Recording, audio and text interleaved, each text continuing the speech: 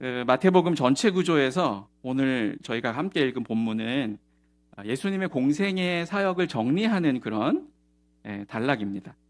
그래서 4장 17절에 예수님의 공생애가 시작되거든요. 그 천국이 가까웠다, 그죠? 회개하라, 천국이 가까웠느니라. 이 이제 선포로부터 시작해서 공생애가 시작되고 나서 공적 사역에 대한 진술이 9장까지, 4장부터 9장까지 이어지게 되고요. 오늘 본문이 바로 그 예수님이 이 땅에 오셔서 전 대중들을 향해서, 무리들을 향해서 함께 사역하셨던 그 공생애의 사역을 정리하는 그런 단락입니다. 그래서 10장 이후로는, 마태복음 10장 이후로는 전체 무리를 향한 사역보다는 제자들의 집중해서 사역하시는 구조로 넘어가게 되는 것이죠. 4장부터 9장까지 예수님의 공적 사역에 대한 이 진술은 재미있는 구조 속에서 진술이 되고 있습니다. 마태복음 4장 17절에 비로소 전파하여 이르시되 회개하라 천국이 가까웠느니라 이렇게 시작된 예수님의 그 공생애를 시작한 이후에 그분의 주된 메시지는 뭐였냐면, 오늘 이 4장 17절에도 나와 있지만 천국이어서 천국. 마태복음에서 천국이라고 쓰지만 사실은 그 주된 개념은 하나님 나라라는 개념이거든요. 당시에 유대인들이 하나님이라는 단어 자체를 함부로 너무 하나님을 경외한 나머지 하나님이라는 글자 자체도 잘 두려워서 쓰지 못하는 그런 문화적인 배경 가운데 하나님을 하늘로 이렇게 바꿔서 천국이라고 이렇게 우리나라 성경에도 그렇게 번역이 돼 있죠. 그래서 우리가 보통 천국이라고 이제 마태복음에 쓰여져 있는 단어를 해석할 때는 하나님의 나라 이렇게 보시는 게 훨씬 이해하는데 쉬울 것 같습니다. 그래서 예수님이 공생애를 시작하시고 나서 전하셨던 주된 메시지가 다른 것이 아니라 하나님의 나라가 가까이 왔다라는 것이었습니다. 그리고 나서 4장 23절부터에 보면 예수님의 공생애 사역을 본격적으로 기록하면서 이와 같이 기록하고 있어요. 예수께서 온 갈릴리에 두루 다니사 그들의 회당에서 가르치시며 천국 복음을 전파하시며 백성 중에 모든 병과 모든 약한 것을 고치시니. 오늘 9장의 본문과 9절과 너무 유사하죠, 그죠? 그러니까 4장 23절의 이 진술 이후에 5장부터 7장까지가 어떤 내용이냐면 하나님 나라의 복음을 가르치시고 전파하시는, 그러니까 주로 예수님의 티칭이 나오는 겁니다. 하나님의 나라가 어떤 나라인지, 하나님의 나라가 어떻게 임하는지 이런 부분들에 대한 전파라면 8장과 9장, 그래서 5장과 10장 사이에 뭐가 있습니까? 산상순이 있고, 그 다음에 율법에 대한 5개 반제가 있고, 뭐 이런 식으로 그동안 유대인들 안에서 하나님의 나라에 대한 수많은 오해들을 가지고 있었는데 그 오해들을 아니야, 하나님의 나라 이런 거야 라고 말씀해 주시는 대목이 5장부터 7장까지의 말씀이고요. 8장에서 9장까지의 말씀은 그렇게 이미 이 땅 가운데 임하는 하나님의 나라가 어떻게 치유와 회복을 통해서 하나님의 나라의 임함이 드러나는지를 8장과 9장에서 설명해 주고 있는 것이죠. 그러니까 8장, 9장에 계속적으로 어떤 내용이 나옵니까? 예수님이 10가지 이적을 통해서 치유하시는 장면이 계속 나옵니다. 그죠? 누구를 치유하고 누구를 치유하고, 또 심지어는 그 풍랑 가운데 바람을 잔잔케 하고 그 폭풍을 잠잠케 하고, 이런 일들이, 그러니까 사람으로서는 도저히 상상할 수 없는 기적들을 막 해가시거든요. 근데 우리가 이 전체 구조 안에서, 마태복음 전체 구조 안에서 이 기적들을 보지 않으면 단순히 예수님은 능력이 많으시구나 이런 정도로 이제 끝나기 쉬운데, 그것이 아니라 하나님 나라가 시작됐다는 선포와 또 오늘 9장의 마지막에 하나님 나라가 어떻게 선포되고 있는지에 대한 이 샌드위치 구조 안에서 그 가운데 중심에 있는 말씀과 사건들은 하나님의 나라가 어떤 나라인지, 그 하나님의 나라가 이 땅 가운데 임했을 때 어떤 그 작동을 하는지, 이런 부분들에 대한 구조라고 보시면 됩니다. 그래서 성경에 이런 구조들이 꽤 많아요. 샌드위치 구조죠. 앞에, 뒤에 똑같은 본문을, 구절을 기록해 놓고 그 중간에 어떤 사건들을 기록해 놓는데, 그 구조 안에서 우리가 볼 때 어떻게 볼 수 있냐면 빵과 빵 사이에 샌드위치 속이 있는 것처럼 이 같은 내용의 구절을 앞뒤에 배치함으로 인해서 이 단락 전체가 하나의 주제다라고 이렇게 묶어주는 그런 효과가 있습니다. 그러니까 어떻게 보면 4장부터 9장까지 전체 내용을 하나님 나라 관점에서 봐야지 정확하게 해석이 된다는 것이죠. 그래서 이 마태복음의 이 4장부터 9장까지 예수님의 공적 사역을 한마디로 정리하면 바로 이런 것입니다. 마태는 새 시대가 왔다라고 선포하는 것입니다. 9장 35절 예수께서 모든 도시와 마을에 두루 다니사 그들의 회당에서 가르치시며 천국 복음을 전파하시며 모든 병과 약한 것을 고치시니라. 예수님이 이 땅 가운데 오셔서 열어놓으신 그 새 시대의 특징은 뭐냐면 하나님 나라의 복음을 밝히 알 수 있는 시대가 되었다라는 것입니다. 이전 시대는 하나님의 나라가 어떤 곳인지 사실은 아무도 몰랐습니다. 그죠? 하나님이 우리를 위해서 예비해 놓으신 그 나라가 어떤 곳인지 몰랐고 그 나라는 누가 갈 수 있는지에 대해서도 사실은 무지했죠. 그러나 이제는 그리스도를 통해 하나님의 나라가 어떤 나라인지를 밝히 알 수 있는 시대가 되었습니다. 복음이 무엇인지, 구약으로부터 그토록 기다렸던 메시아가 누구인지, 믿음은 어떻게 생기며 구원은 어떻게 임하는지, 구원받은 백성은 또 어떤 자들이며 그 백성들은 어떻게 살아야 하는지가, 그죠? 우리가 충분히 귀 기울이고 찾기만 하면 충분히 들을 수 있는 그런 시대를 살고 있다라는 것입니다. 그러므로 이 시대 가운데 복음은 너무나 명백하게 우리 가운데 들어와 있다는 것입니다. 하나님의 나라가 이 땅 가운데 명백하게 들어와 있다라는 것입니다. 그 지식적으로 하나님의 나라를 알 수 있을 뿐만 아니라 이제는 그 이미 임한 하나님의 나라의 풍성함을 누릴 수 있는 시대가 또 된 것이죠. 예수님은 하나님 나라에 가르치시고 선포하실 뿐만 아니라 치유와 이적을 통해서 하나님 나라를 구체적으로 구현해 주시고 보여주시는 것이죠. 문둥병자를 고치시고 백부장의 종 하인을 고치시고 폭풍을 잠잠케 하시고 거라사 군대 들린 광인을 고치시고 야이로의 딸을 고치시고 혈루증 앓는 여인을 고치시고 두 소경과 벙어리 귀신 들린 자의 치유까지 이 모든 치유의 사건이 우리 가운데 보여주는 것은 무엇이냐면 하나님의 나라 그 복음이 이 땅 가운데 임했을 때 그것이 어떻게 이 세상 가운데 작동되는가라는 것들을 보여주고 있는 것이죠. 모든 약한 것, 불완전한 것, 억눌린 것, 매인 것들이 친히 오셔서 고쳐주시고 회복시켜주시는 일들이 진술되는 것들을 통해서 하나님의 나라가 우리 가운데 임했을 때 그 하나님의 나라가 그저 사변적이고 이성적이고 그다음에 어떤 문자적이고 그런 책의 그 글자가 아니라 우리의 삶을 실제적으로 회복시키시고 변화시키시고 풍성하게 하시고 약한 것을 고치시고 그죠? 모든 상황들을 해결하시고 잠잠케 하시고 하는 일들이 이미 우리 가운데 임하였다라는 것들을 이 공적 생애를 기록한 마태복음의 4장부터 9장까지의 내용을 통해서 우리가 확인할 수 있다는 것입니다. 우리는 바로 이러한 시대를 이미 살고 있다는 것을 여러분 기억하시면 좋을 것 같습니다. 우리를 병들게 하고 죄에 넘어지게 하고 낙심케 하고 깊이 절망케 하는 모든 것에서 주님이 우리를 고치시고 회복하시고 자유케 하시는 하나님의 통치가 이미 우리 가운데 들어와 있다라는 것입니다. 그러므로 하나님의 나라는 우리가 나중에 갈 어떤 모호한 나라가 아니라는 거예요.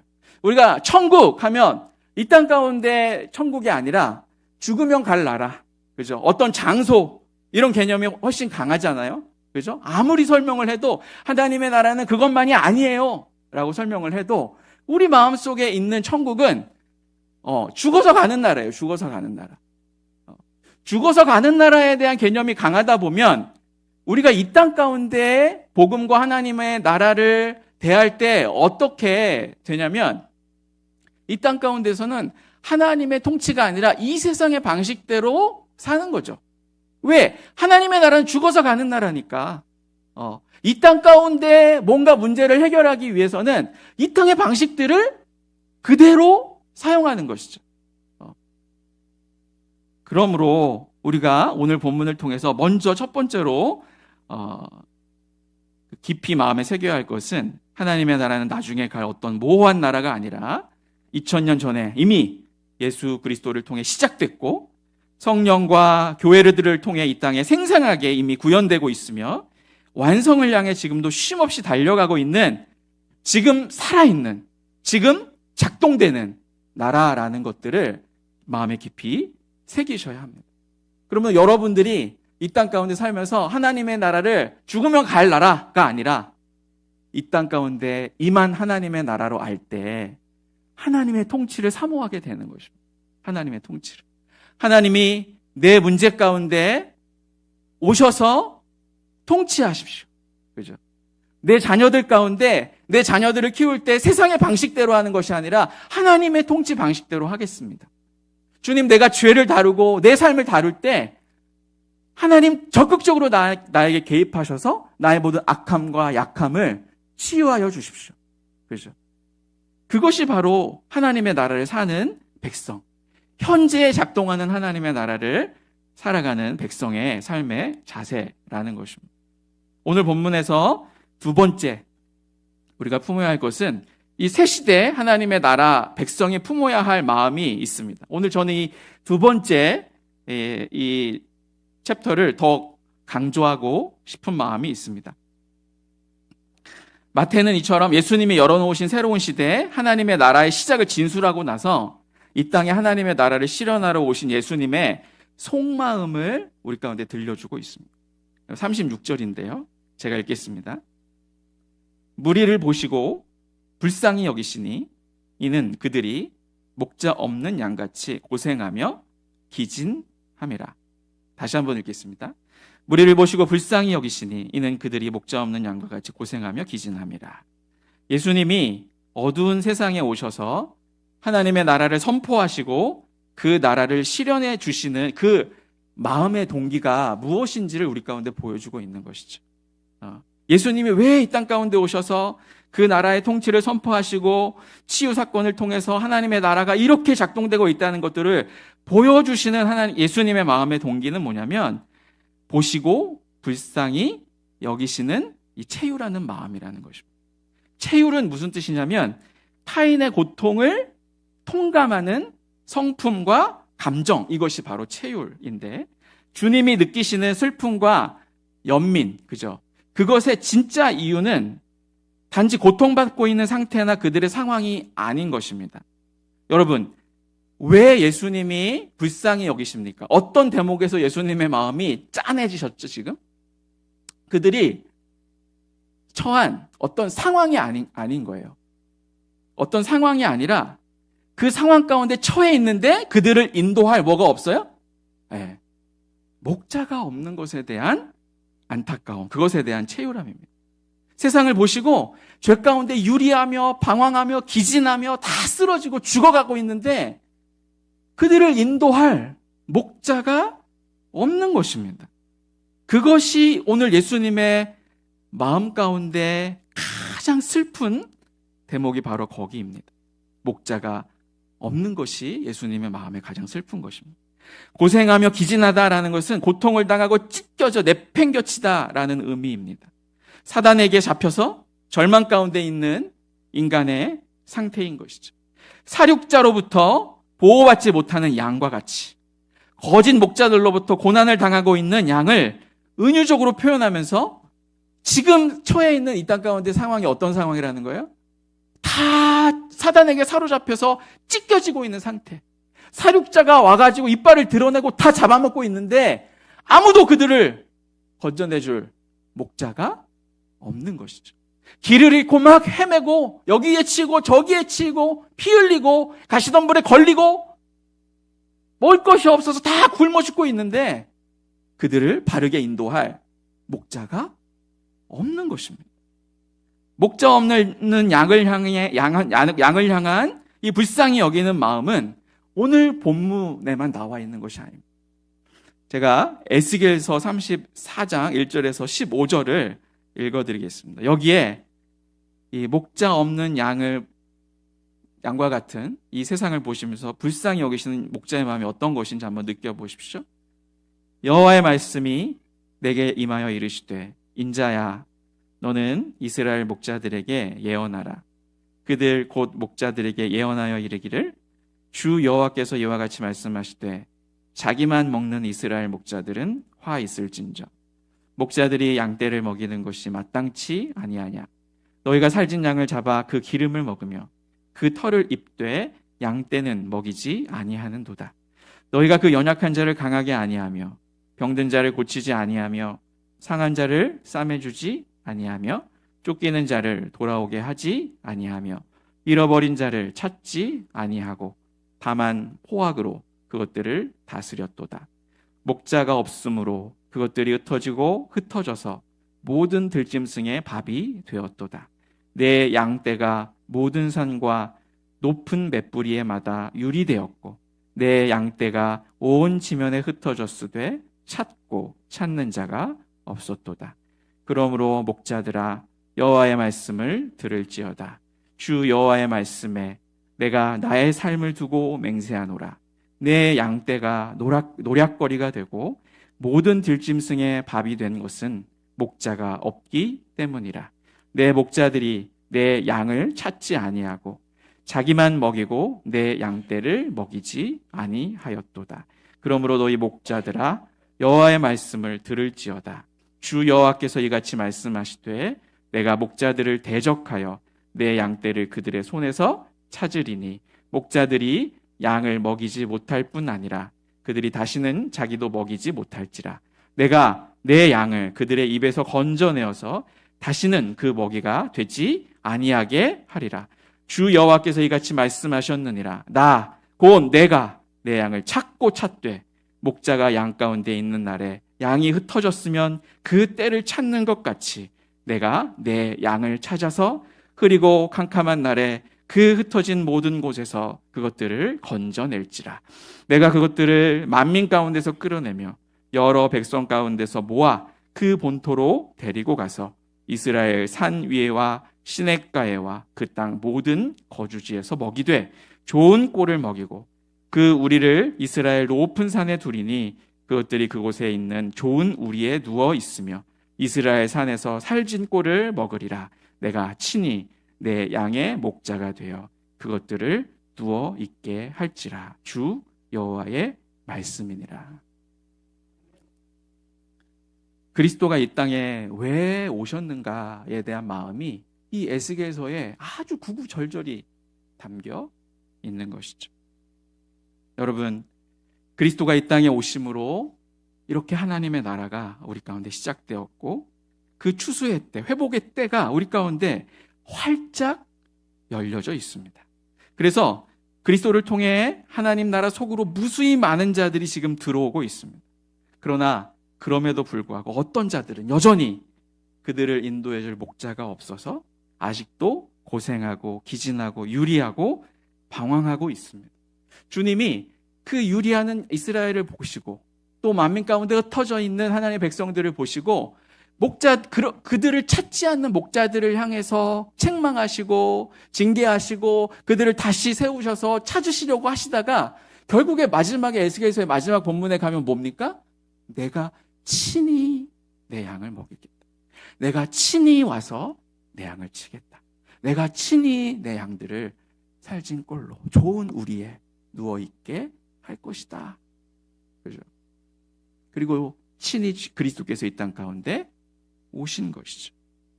그런데 그렇게 공생의 사역 가운데 열심히 하나님 나라를 전파하고 또 힘을 다하여 이적과 기사를 통해서 하나님의 나라를 선포하셨던 그 예수님이 공생애를 마무리하시면서 우시는 거예요. 그죠? 불쌍히 여기시며 무리를 보시면서 눈물이 그렁그렁한 목소리로 제자들에게 그죠? 말씀하시는 그 슬픔의 이유가 여전히 무엇입니까? 그들을 인도할 목자가 없다는 것입니다.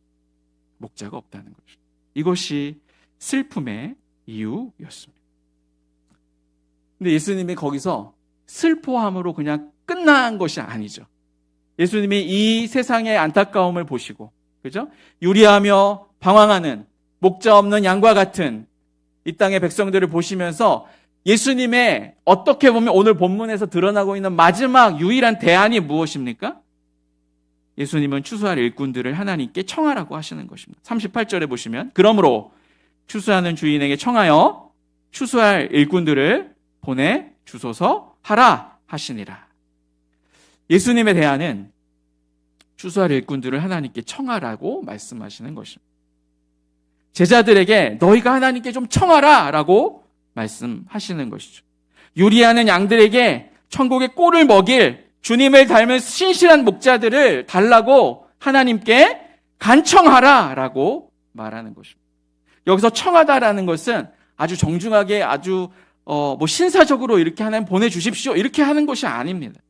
길에서 갑자기 응급 환자를 만났을 때 어떻게 합니까? 119에 전화를 하든지 빨리 달려가서 막 인공호흡을 하다가 안 되면 전화해서 빨리 도와달라고, 여기 좀 와달라고, 여기 지금 사람이 죽게 생겼다고 빨리 와주세요 라고 이렇게 호소하듯이 말하는 것이 바로 하나님께 청하라 라고 하는 것입니다. 이처럼 제자란 예수님의 마음으로 이 세상의 상황들을 보고 그들을 불쌍히 여기는 사람입니다. 그들의 유리하며 방황하는 상황들을 보면서 체휼하는 사람이 바로 제자죠. 그리고 제자란 주님이신 하나님께 추수할 일꾼들을 보내어 주시도록 간청하는 사람입니다. 여러분, 무지의 자리에서 우리는 이제 일어나야 합니다. 하나님의 나라가 이미 우리 가운데 임했습니다. 그러므로 여러분, 이 하나님의 나라를 풍성히 누리는 여러분들이 되시기를 바랍니다. 하나님의 통치를 여러분들의 삶의 전 영역 가운데로 확대하십시오. 주일날 교회에서만이 아니라 일주일 동안 모든 시간 가운데 나의 삶의 전 영역 가운데 하나님의 통치를 적극적으로 수용하십시오. 이미 하나님의 나라, 이미 천국이 이 땅 가운데 임했기 때문에 그렇습니다. 이 땅 가운데 임한 하나님의 성품을, 하나님 나라의 성품을 풍성히 구하십시오. 그리고 그 하나님 나라의 백성의 삶을 이 땅 가운데 풍성히 누리며 사십시오. 하나님의 통치가 임했을 때 우리의 약함이 바뀌어지고 우리의 악이 소멸되고 하나님의 성품으로 우리가 지어져 가는 것들을 풍성히 누리시는 그 하나님의 나라의 백성이 되어야 합니다. 절망과 억눌림의 자리에서 회복과 평화의 자리로, 수치와 모욕의 자리에서 하나님의 영광스러움으로 나아가야 됩니다. 이미 하나님의 나라가 우리 가운데 그렇게 임했습니다. 죄의 노예가 아니라, 돈의 노예가 아니라, 성의 노예가 아니라, 성공의 노예가 아니라, 이기심의 노예가 아니라 모든 약함과 약함에서 자유하고 모든 사탄의 굴레로부터 자유할 수 있는 시대가 이미 우리 가운데 적극적으로 열려 있다는 것입니다. 하나님의 나라를 풍성히 우리의 세계 가운데, 우리의 삶 가운데 적극적으로 받아들이십시오. 두 번째는 내 삶에 임하는 하나님의 나라만 구할 것이 아니라 이 세상에 유리하며 방황하는 사람들을 보고 불쌍히 여기는, 그래서 하나님께 일꾼을 간청하는 제자가 되어야 합니다.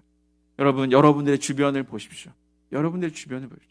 멀리 중국이나 아프리카나 이렇게 먼 열방에 아직 하나님 모르는 백성에게 나아갈 것도 없어요. 그들을 보기 전에 바로 여러분 주변에, 혹시 여러분의 가정 가운데 아직 하나님 나라의 통치에 들어가 있지 않은 이웃이 있지 않습니까? 우리 가정 안에, 그죠? 오래전부터 교회는 다녔지만 혹시 우리의 자녀들 가운데 여전히 하나님 나라의 가치대로 살지 못하는, 그래서 주일과 주중의 삶이 완전히 이원화되어서 분리되어서 살아가고 있는 우리의 자녀들이 혹시 있지는 않습니까? 우리의 어른들 중에 건강으로 인해서 약해져 있는데 하나님 나라에 대한 소망 없이 언제 그냥 죽을 날만 기다리고 있는 그런 주변의 어른들이 혹시 있지는 않습니까? 바로 내 직장에 같이 옆에 근무하는, 내 사무실에 바로 옆에 근무하는 어떤 사람들 중에는 같이 식사도 하고 또 스몰 토크도 하고 만나서 재미있게 얘기도 하고 놀지만 그들의 삶에 여전히 하나님의 나라가 임하지 않은, 그죠? 마음의 깊은 절망을 가지고 있지만 그것을 잘 드러내지 않는 그러한 우리의 주변에 하나님의 나라의 통치가 필요한 이웃들이 혹시 있지는 않습니까? 오늘 주님은 공생의 사역 동안 그렇게 열심히 온 갈릴리와 온 유대를 두루 다니시면서 하나님 나라의 복음을 선포하시고 가르치시고, 그죠? 많은 무리가 따라오고, 그들 가운데 하나님 나라가 이 땅 가운데 임했을 때 어떤 역사가 일어나고 작동되는지를 기적과 이사를 통해서 그렇게 보여주셨음에도 불구하고 여전히 세상을 보시면서 체휼하시고 불쌍히 여기시고 유리하며 방황하고 있는 이 땅의 그 땅의 백성들을 슬퍼하셨던 그 예수님처럼 내 주변에 아까 말한 내 가정과 내 주변과 내 사무실과 내 이웃에 아직 하나님의 통치가 임하지 않은 그 이웃들을 보시면서 혹시 그들의 아픔이 내 아픔으로 체휼되고 전이되고 있습니까? 누군가는 응급 상황 가운데 오늘 죽을지 내일 죽을지 하나님 나라의 통치 가운데 여전히 들어와 있지 않은 그들의 상황들을 보면서 혹시 아무런 감정이 없이 평안하다면 어쩌면 에스겔서에 나의 목자들이 내 양을 먹이지 않는다라고 책망하셨다. 다시는 너희에게 내 양을 맡기지 않겠다. 책망하셨다. 이제 내가 친히 와서 내 양을 먹이리라 라고 호소하시는 우리의 목자장 되시는 예수님의 그 슬프고 구절절 타들어가는 그 목소리가 오늘 이 밤에 우리 가운데 우리의 가슴에 쩌렁쩌렁 울려지기를 소망합니다. 세상의 고통을 보며 아파하는 자가 되어야 합니다. 그리고 아파할 뿐만 아니라 주님 일꾼을 보내주십시오. 주님이 하라고 하신 것처럼. 그죠? 이 세상을 보시며 슬퍼하시면서 제자들에게 예수님의 유일한 대안이 뭐냐면 너희는 하나님에게 청하여 일꾼들을 보내주소서 하라라고 말씀하신 것처럼 우리가 간청하는 제자들이 되면 좋겠습니다. 오늘 이 밤이 우리가 직접 그들에게 나아가서 당장 하나님의 나라를 전할 용기가 없다거나 아니면 여러 번 전했는데도 그들의 반응이 혹시 없다면 오늘 예수님께서 제자들에게 주신 대안은 뭐냐면 청하라라는 것입니다. 아까 제가 길에 가다가 죽을 것 같은 사람이 생기면 어떻게 한다 그랬어요? 여기 와주세요! 전화로 막 청한다 그랬죠. 119를 청하는 것처럼. 그러한 청함의 기도를 오늘 주님이 우리에게 제자들에게 명하시고 계십니다. 너희가 세상의 아픔을 보느냐? 청하라.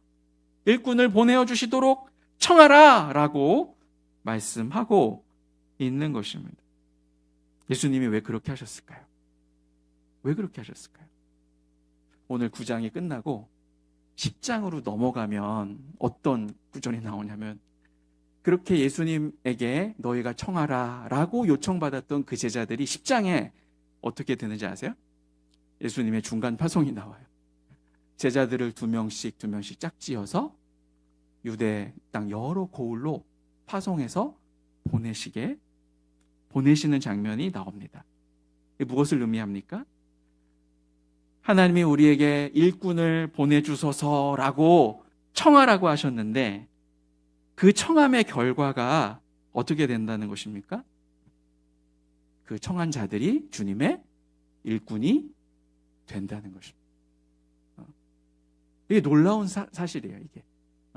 그러니까 이 땅의 아픔을 보고 이 땅의 아픔을 내가 어찌할 수 없어서 하나님 앞에 하나님 일꾼을 청합니다. 하나님 간청합니다. 이들을 좀 불쌍히 여겨주십시오. 내 옆에 있는 이 사람 하나님의 나라의 통치 가운데 들어올 수 있도록 간청하는 기도를 하라고 하시는데 그 기도를 했던 제자들이 실제로 어떻게 되는 거예요? 예수님의 보냄을 받은 그죠? 목자가 된다는 사실입니다. 기진하고 유리하는 백성을 깊이 체휼하셔서 예수님 자신이 목자 되어 이 땅에 오신 것처럼 우리는 우리의 청함과 기도의 응답으로 우리 자신을 하나님께 일꾼으로 드리게 되는 일이 오늘 이 청함 가운데 있다는 사실입니다. 우리가 예수님의 체휼하심의 도구가 되는 것. 우리가 예수님의 슬픔을 예수님의 슬픔, 그 눈에 있는 슬픔을 거두어내는 도구가 되는 것. 이것이 바로 우리를 초청하신 영광스러운 자리라는 것을 기억하시면 좋을 것 같습니다. 우리가 그저 우리만 구원받고 이 땅 가운데 하나님의 통치 안에서 풍성하게 누리는 것으로 하나님의 백성의 삶을 다하는 것이 절대 아니라 눈을 돌려서 이 땅 가운데 유리하고 기진하고 방황하고 어디 가면 꼴을 먹을 수 있는지 몰라서, 그죠? 여전히 하나님의 나라의 통치가 이 땅 가운데 이렇게 들어와 있는데, 그죠? 이렇게 하나님의 나라를 풍성히 누릴 수 있는 하나님의 통치가 이 땅 가운데 이렇게 지금 편만한데, 이 편만한 풍요한 복음의 풍요한 이 시대 가운데 여전히 죄의 골방에 사로잡혀 있어서 하나님을 도저히 바라볼 수 없는, 인식조차 할 수 없는 그들을 불쌍히 여기고 체휼하는, 그래서 그들을 위해서 일꾼을 보내주십시오 청하는 그 기도 가운데 하나님의 이 땅을 하나님의 나라로 회복시키는 원리가, 비밀이 들어있다는 것입니다. 듣기로 2025년 여름 사역을 준비하면서 이런 일주일 기도회 또 예배를 드린다고 제가 들었습니다. 이번 여름 사역들을 통해서 또 하반기에 숭인교회 사역을 통해서 이미 시작된 하나님의 나라가 여러분 가운데 풍성히 누려지는 그런 축복이 있기를 소망합니다. 하나님을 아는 지식이 여러분 가운데 풍성하게 더 드러나기를 소망합니다. 그래서 여러분들의 삶의 전 영역 가운데서 하나님 나라의 방식대로 살아가는 일들이 막 일어났으면 좋겠습니다. 그리고 여러분들의 삶 가운데 그러한 하나님의 함께 하시는 통치의 역사가 정말 기적적인 일들로 풍성하게 드러났으면 좋겠습니다. 그리고 더 나아가서 여러분 주변에 아직 어둠 가운데 고생하며 기진하는 사람들이 있다면 여러분들의 마음 가운데 그 나라를 풍성히 누리는 것보다 한 걸음 더 나아가서 보고 불쌍히 여기게 되는, 그죠?